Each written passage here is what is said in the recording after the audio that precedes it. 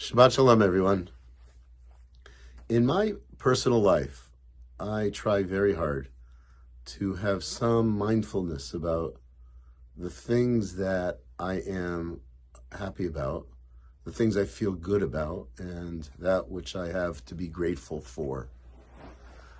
It seems to me that the things that are bothersome or dislikable, the things that I am very concerned about or I fear, thoughts about those things come pretty quickly and pretty easily.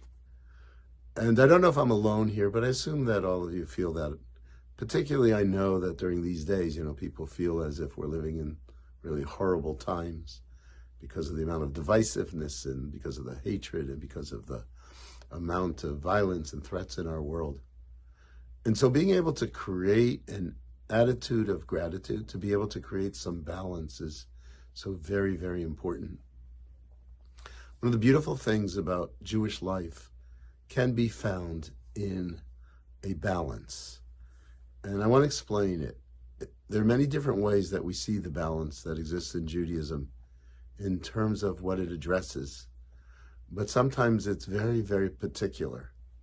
So this Shabbat, we begin the reading of the Torah, Parshat Acharemot, with descriptions of rituals that were brought for forgiveness. The rituals that describe the early days of Yom Kippur observance in the temple, and the rituals that have continued by being reinterpreted over time. And then the Torah reading goes to a different area completely tomorrow, and it has to do with the notion of holiness.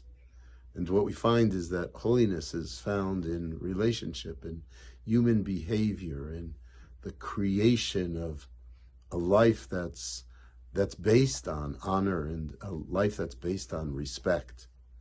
And there the religious life, according to the Torah, goes well outside of the ritual and the religious center, but goes into our hearts and into our homes, into our business, etc.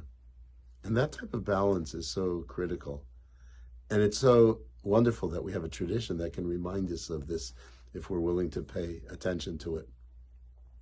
We have two different religious models, as explained in Torah. One has to do with the priest, and then a little bit later we have the model of the prophet. Really different, because the prophet spoke to issues of social justice and fairness and caring for the poor, whereas the priest wanted to keep the ritual straight and on target and allow us to continue to remember that we have to turn to a God and to a religious center.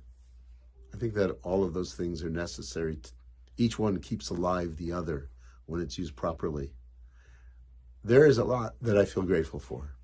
And one of the things that I feel grateful for is the work that I do here at this synagogue, where we not only have really beautiful ritual and very significant ritual, but we also have a community of people that are engaged both with each other socially and with the community where we find ourselves and helping others who have less than we do and less fortunate. So religion really elevates our life and gives us the balance that we so dearly need. Shabbat Shalom, and I look forward to seeing you in Shul.